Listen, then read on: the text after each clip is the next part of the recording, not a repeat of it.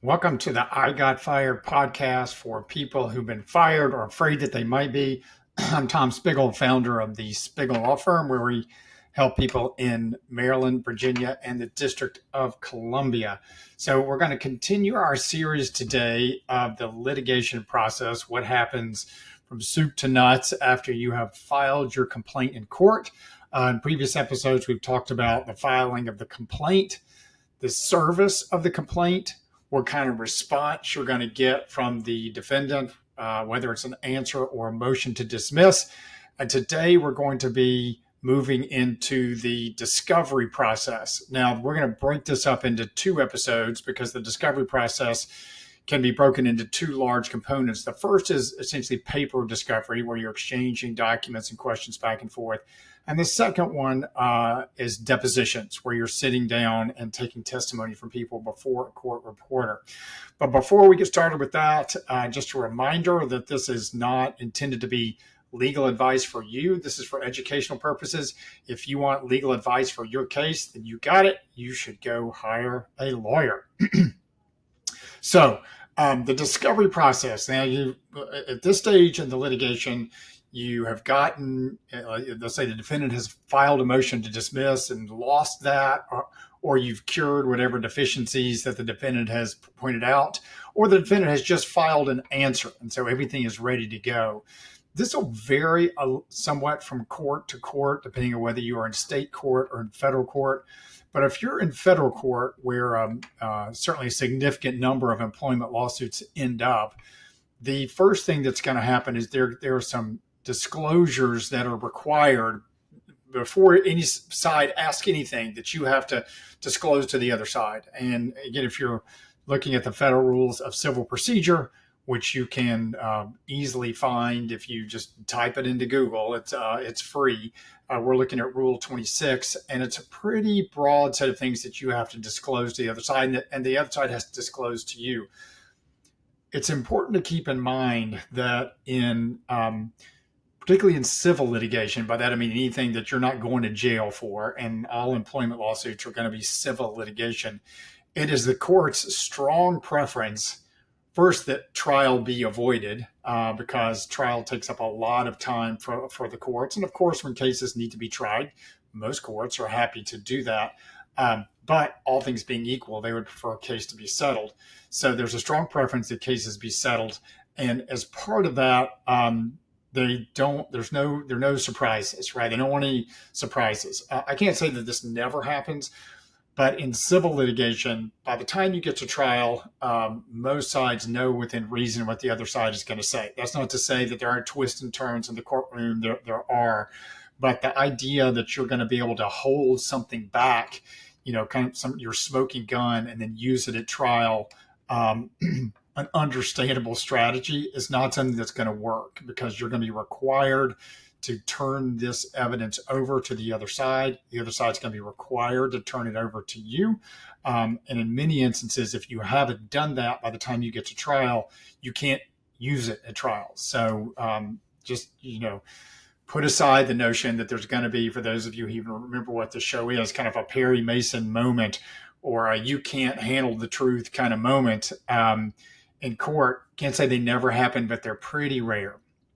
So under federal court, under Rule 26, you've got to disclose the other side, basically any category of documents that you have and where you have them. Again, the company's going to have to do this too. And anybody who may have knowledge about the lawsuit. That's a pretty broad swath of information you're going to have to turn over. And then there is a requirement that you meet with the other side and come up with a discovery plan before there's what's called a scheduling conference before the judge, where the judge is going to sit down and say, okay, these are kind of the dates by which you have to do these various things. We're going to talk about those in a moment. There is the federal rules of civil procedure really try to force parties to work this out beforehand. And then if they can, often the court will not have a hearing. They'll just enter the discovery order. And then that's it. That sets, not that it can't be modified. It can be for good reason. but that sets forth kind of the timeline for when all this stuff is going to happen. So what is all this stuff?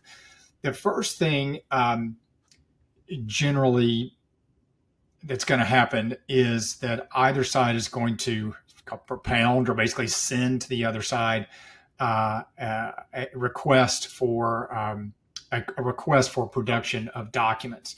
And that's going to be, again, if you're looking at the rules of civil procedure under Rule 34, and that is, as it sounds, asking for documents that you have. Any document that is related to, and they often will tie it to either the answer, if you're the plaintiff, or if you're the defendant, if you're the company, they're going to tie it to your complaint.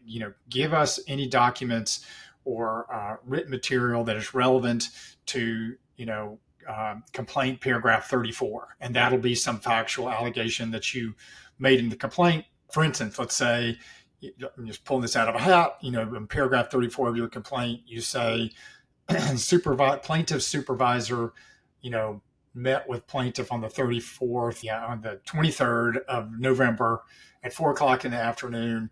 And at that time, he asked plaintiff out on a date multiple times. Well, they're going to ask you, there may be no documents, but they're going to ask you, do you have any documents related to paragraph 34? And you're going to, within reason, have to turn those over. Again, you can do it to the other side. And it's particularly important for you as the plaintiff. And again, in most employment lawsuits, you are going to be the plaintiff, the one suing, because the company is often the one that has all the goods, right? They've got the documents, they've got the databases.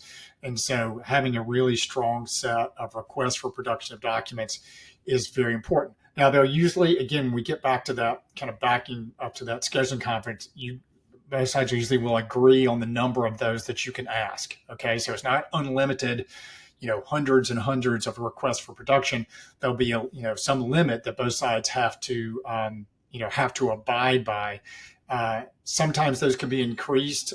We'll get to discovery disputes in a minute, but sometimes those can be increased. But usually, parties live within those kind of limits. So you've got your request for production of documents. The next one are going to be what's called interrogatories. This is under Federal Rule of Civil Procedure 33, and these are basically questions. When referring to paragraph 34, explain, or detail anybody who was in the office at the time of this alleged, your supervisor asked you out on a date, or, it can go to any part of the case. What is the basis for your damages calculation? I forgot, backing up, when we get to the Rule 26 disclosures, the plaintiff has to show your work. Like if you're making a damage assessment or, make a damage request of, let's say, $500,000, the court says, well, how do you come up with that? And you've got to break it down. Here are my lost wages. Here is my request for compensatory or emotional distress damages. We're going to be asking for this much in punitive damages. In the interrogatories, the other side might ask you, set forth any medical professionals that you consulted when coming up with your damage calculation in the Rule 26 disclosures. And you've got to, unless you have a good reason, and there are some reasons where you don't turn over information, but they're pretty rare. So you've got to disclose that. If you went and you saw 3 different doctors, then you've got to disclose that information in that interrogatory. And again, there will be a limit on the number of interrogatories that either side can ask. It sort of depends on how many parties there are. And by that, I mean, let's say you are suing, you're a government contractor and you are suing both your direct employer and then the next level up. So let's say you work for a subcontractor, you sue the subcontractor and you also name the contractor as part of that lawsuit. So you could get, let's say 30 interrogatories, essentially 30 questions per party, right? So you can address the interrogatories to those 2 different entities. And this can take a fair amount of time. When I talk about in the litigation process, there are times when things are, for you, the plaintiff, or either side, kind of red hot. There's a lot going on.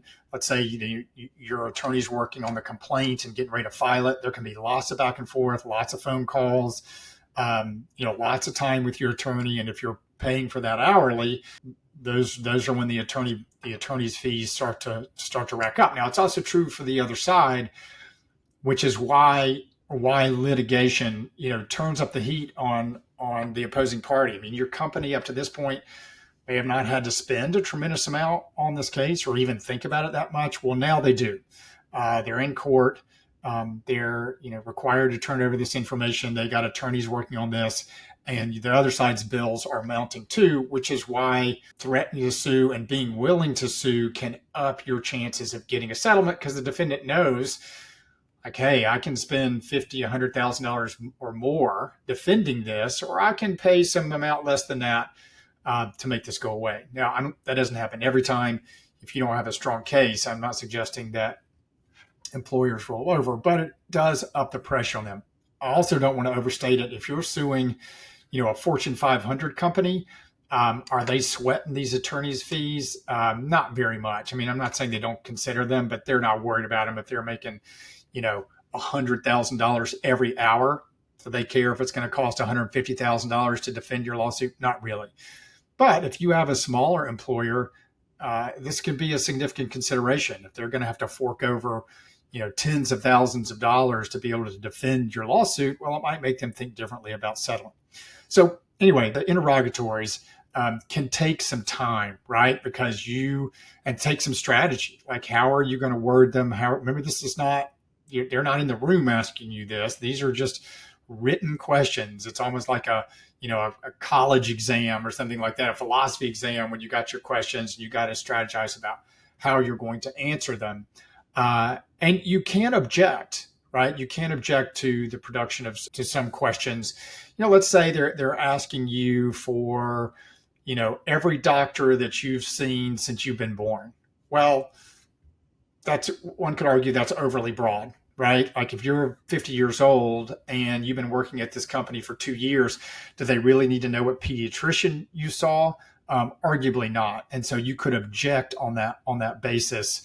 Again, you write the objections out. And the thing about the interrogatories is you have to sign the answers, and the attorney has to sign the objections. It's usually on the same document, which brings up another important point: is there can be some differences between courts, and often there will be some kind of local rules that can vary. For instance, in the Eastern District of Virginia, you have to serve your objections before you serve the answers to the interrogatories. It's sort of weird, but the attorney has to serve the objections, I believe it's 14 days after the other side has sent you the interrogatories. So you've got this weird kind of half step where the attorney sends the objections and then the interrogatories follow. So anyway, we've got a request for production. You're producing documents. You've got your interrogatories where you are essentially asking questions. And remember, these are going back and forth. And the other one is called the request for admission. That's under Rule 36. And that is basically as it sounds. It is a request that you, the other side, admit certain facts. And it's a good way to, or to explain, if you're not going to admit them, to explain why.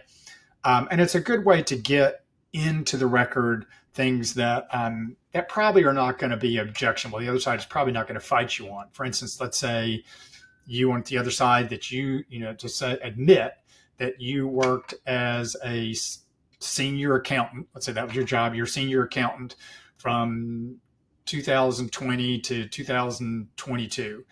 And that's accurate. Okay. Well, the other side, why they don't, sure, admit that. Let's have the other side admit that during that time you were 50 years of age.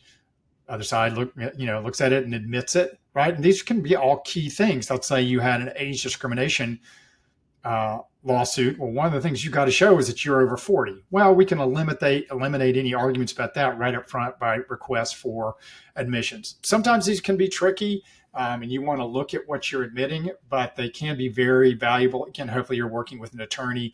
There's some things you want to ask in a request for admission. There's some things that you want to ask for in your request for production, some things you want to ask for your interrogatories. And let me say, let's say you have 30, you have a limit of 30 requests or interrogatories that you can ask. You don't have to ask those all at once. As long as you're within the time frame that the court has laid out for you to what they call propound or submit these interrogatories, you could do them piecemeal. You could do 15 interrogatories and see what answers you get back, and then follow up with another 15. The same can go for the other side. Now, again, courts can vary. If you're in a state court, there may not be the same rules for initial disclosure. In some state courts, you just go straight into paper discovery. Like, hey, each side gets, whatever it is, 30, 45 interrogatories, 50 requests for admissions, and however many requests for production, and go. Then each side it's up to each side to start that discovery process. Now, one thing to consider is the time frame for you to respond to them starts ticking when the other side serves them. So if you get, a request for, say, production of documents, and under the rules you have 30 days, that clock starts ticking as soon as those are served on you. So sometimes you will see, particularly on plaintiff side, less so on defendant, but particularly on plaintiff side, if you want to be really aggressive, as soon as you have that initial scheduling conference, you can serve your first set of discovery, right there, right? Get that clock, ticking right away.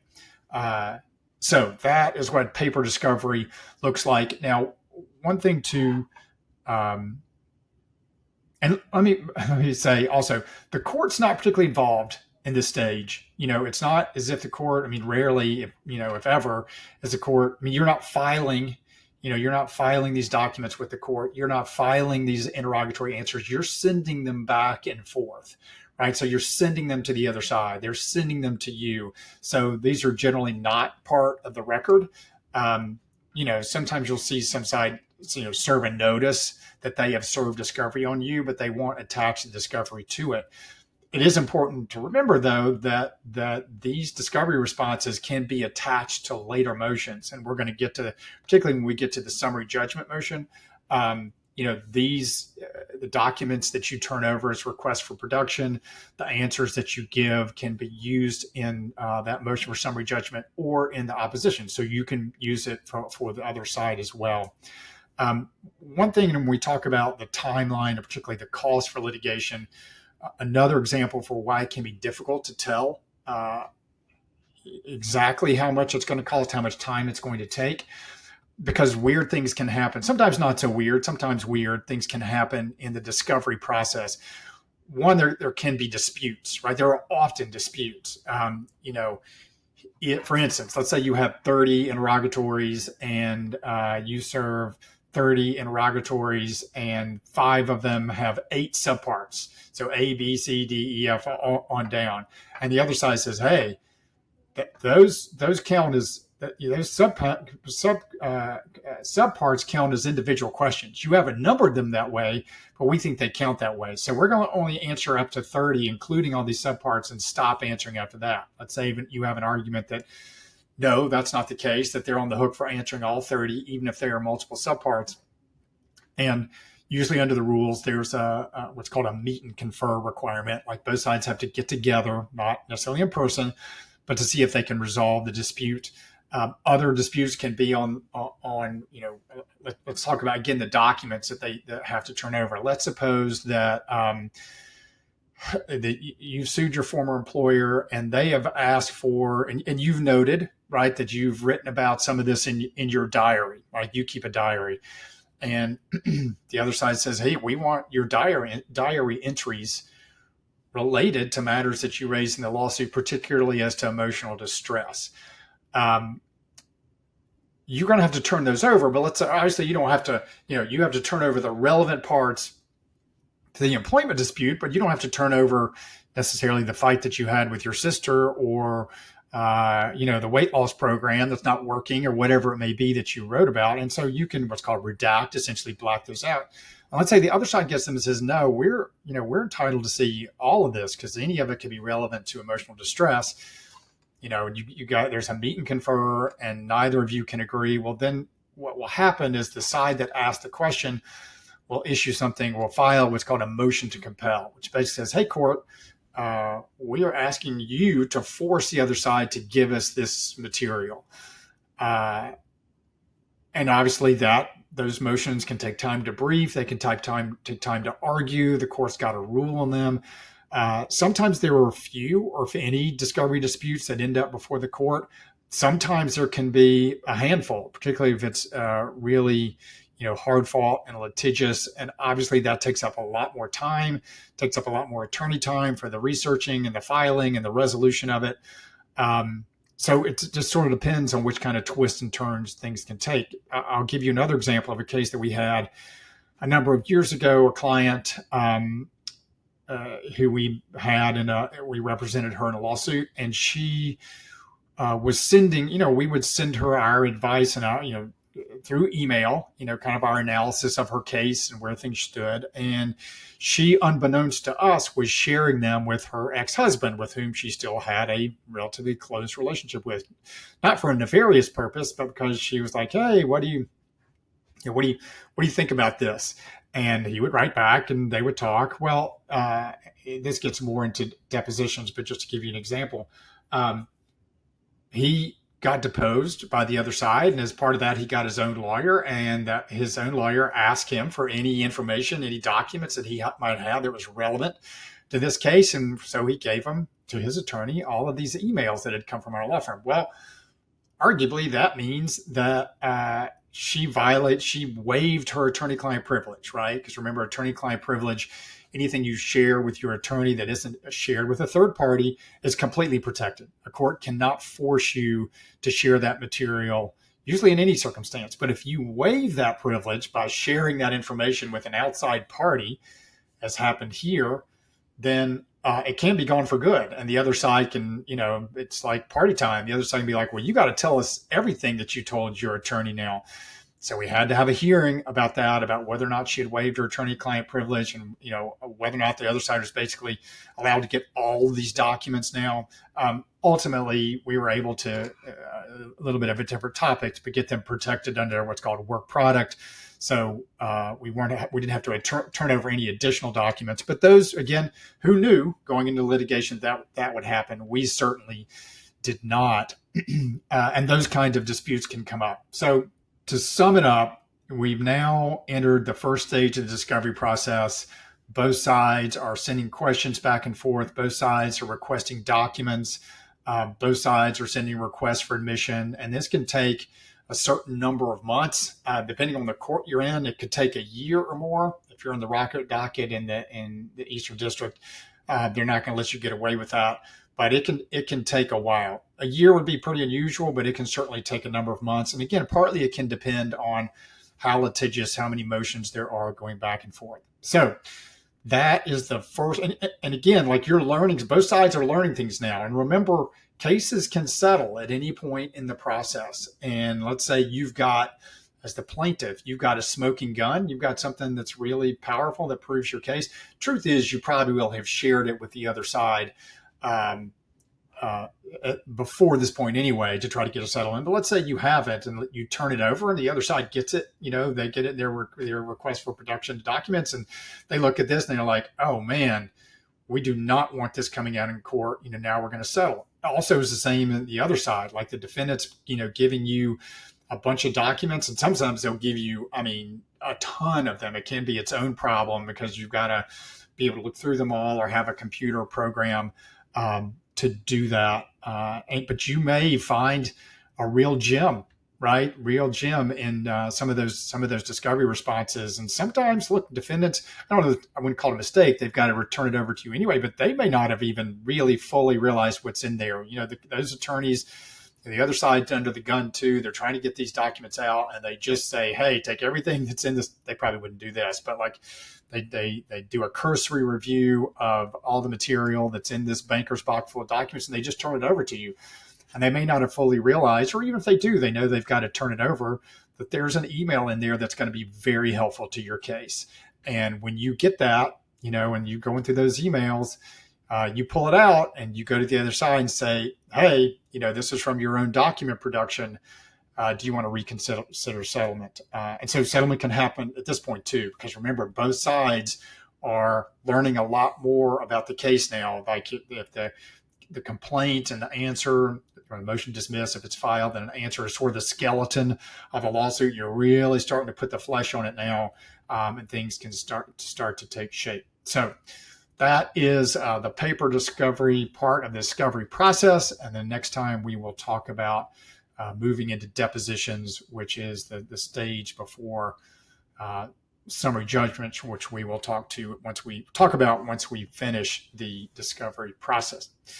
All right. If you found this helpful, please give us a like or a comment on our podcast. It helps people find us. You can also go to our website, thecareerrocket.io, and you can sign up there for free emails that we send out every week, where you can get the latest and greatest on employment law news, and also tips and tricks on how to keep your career on an upward trajectory. In the meantime, good luck out there, and we'll talk to you next time.